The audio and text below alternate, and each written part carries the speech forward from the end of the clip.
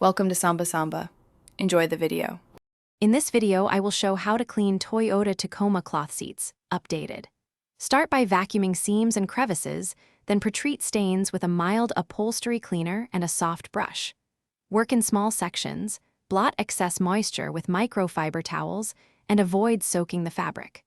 Rinse lightly with a damp towel, then air dry with doors open or use a fan to speed drying and prevent odors. Begin by preparing a cleaning solution and a spray bottle, then work systematically from top to bottom on each seat panel to avoid drips on cleaned areas.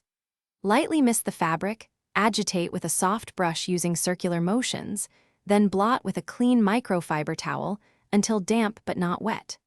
Repeat for stubborn spots and finish by rinsing any residue with a damp towel, followed by air circulation to fully dry. If you're finding this helpful, please subscribe and like to support the channel. Quick recommendation: bento box make meal prep easy with leak-proof containers that seal tight and save you cleanup time after a long day cleaning seats. They fit neatly in center consoles and prevent sauce disasters while you work on interiors. Check the description for the link and other deals, then now let's get back to the video.